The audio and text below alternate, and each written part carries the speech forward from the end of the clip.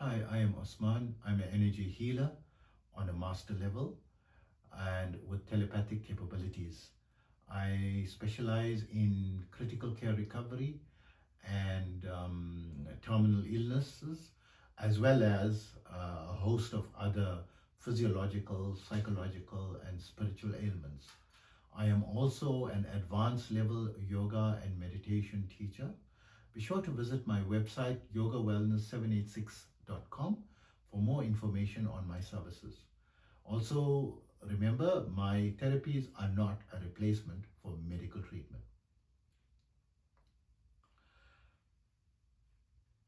The concept of God and the experience or comparison of the DMT drug and the Samadhi state of meditation, right? Or meditation, right? Highest levels of meditation.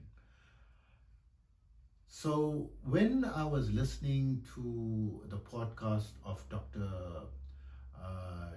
Huberman Labs podcast, he is the professor of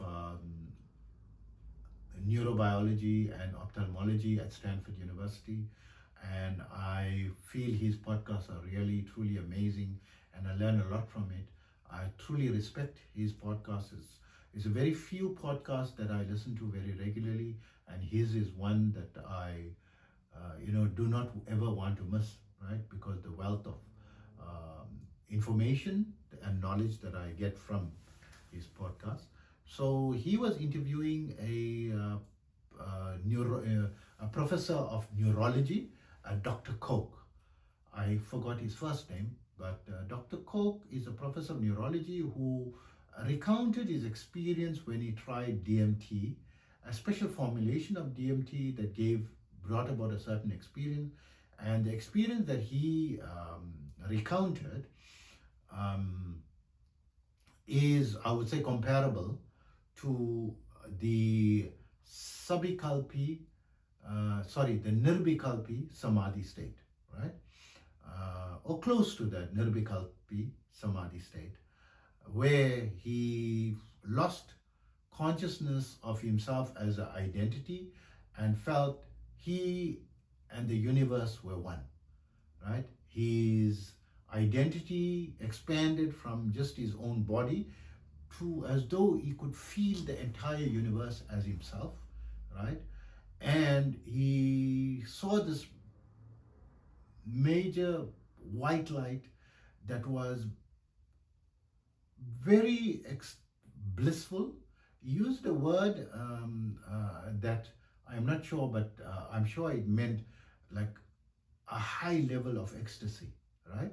A very high level of ecstasy, and also fearful. It was a frightening experience as well.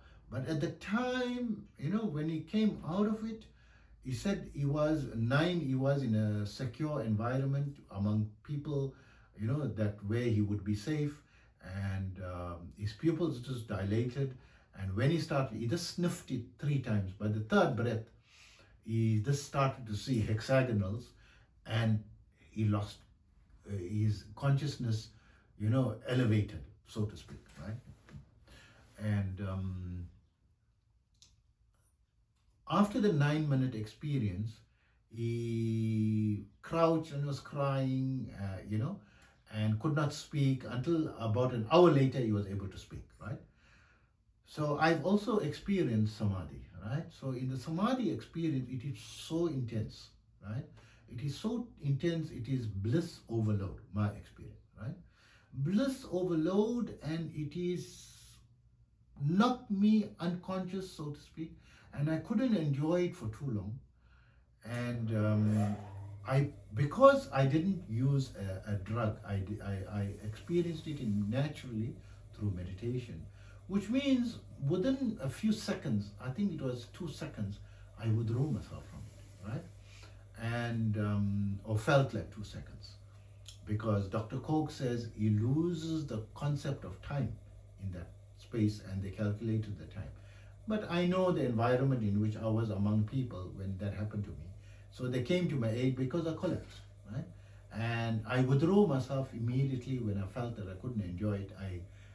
I willed it to stop, and it stopped, right? And I couldn't also enunciate any words. I wanted to say that people surrounded me, asked what happened, and I opened my mouth and no words were coming out.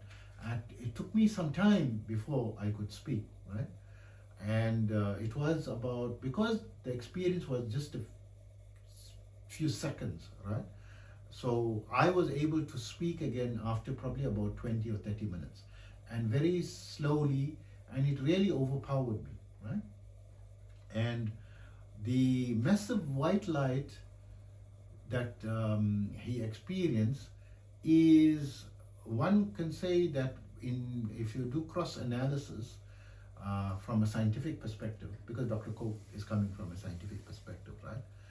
The studies of on death and dying by Dr. Kubler-Ross, the Swedish doctor, whose findings are we used to be authoritative. When I went to medical university, it was an authoritative book that we were referred to and recommended to read, on death and dying. So the common experience of every person that came back, the final experience is where they confronted and saw a white light, and it was very comforting and amazing, right? And came back. And if we cross-relate to another advanced yogi in the yogic sciences that is respected, and there is accounts of it from academic perspective. So there was a thesis by a person by the name of, I think his name was Tulsidas, and he did a PhD thesis on a work called Art Peranjodi and the Deathless Body. It is a book that is published and available in Amazon, Art Peranjodi and the Deathless Body, right? Where it recounts the experience of a person by the name of Valalar in south of India, who lived in the late 19th century to the early 20th centuries. Also commonly known as Ramalinga Swamigal, who is professed and claimed to have attained the deathless body, and has got advanced knowledge on the meditation science, and recommended that God should be worshipped as light, right? As a big light. He always says Arat Peram Jodi means Arul is like grace, right? And mercy, right? Grace and mercy, Arul Perum Jodi. And Karuni. Karuni is Tani Perum Karuni, right? Is his line that he says. Arul is like the grace, right? The grace, a light full of grace and a light full of mercy. It's a big, massive light that is full of grace and full of mercy. Grace supreme, mercy supreme. Perum means very great, right? And my experience is like I felt that mercy and grace in a level so high it was exploding every cell of my body, right? And come down from it. That was the experience. So coming back to Dr. Koch's experience, so we can from a yoga meditation perspective, and I'm bringing scientific perspectives from people who are coming from academic descriptions, where the book Arat Peranjodi and the Deathless Body is by a PhD professor as well, right, from the academic school. May not be agreeable to, the professors don't agree always, right, but it's coming from an academic background, right, this definition of the white light. So he mentioned that, he saw that and came to, and he tried it just one other time and said he never would try it again, never. He said, will you try it? He said never, adamantly, because it was not something he was comfortable in and losing control, and he was afraid of it, from the vehement way in which he expressed his, he said, never, no, never, I will never try it again, right?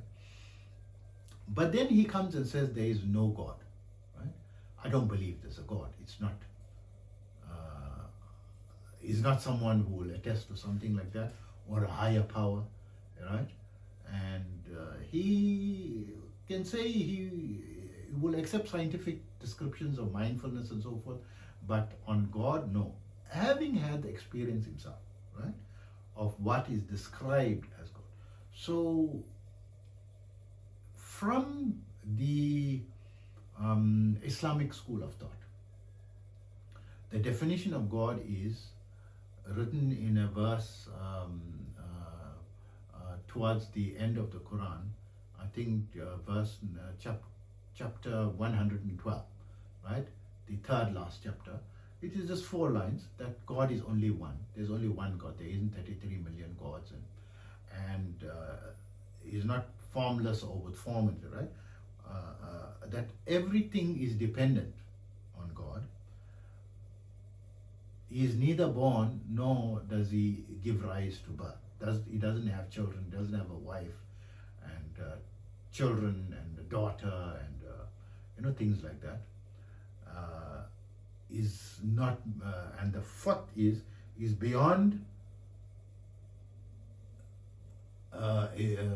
imagination. We could not conceptualize within the framework of our mind the full ambit and understanding of what he is, right? It's not possible, right?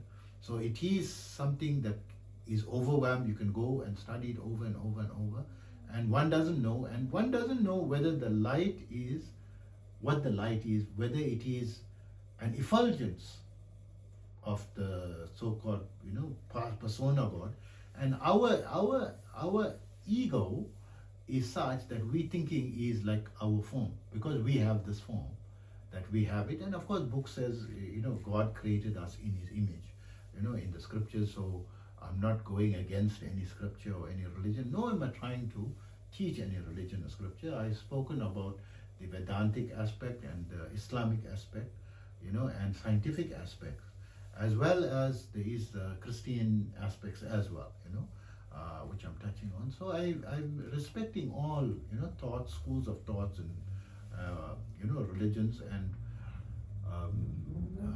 I would like to say that I'm not opposing the account of Dr. Coke, but I'm just giving further anecdotal opinions and information of what I understood and what it brings about, that one can experience this chemically with DMT, right?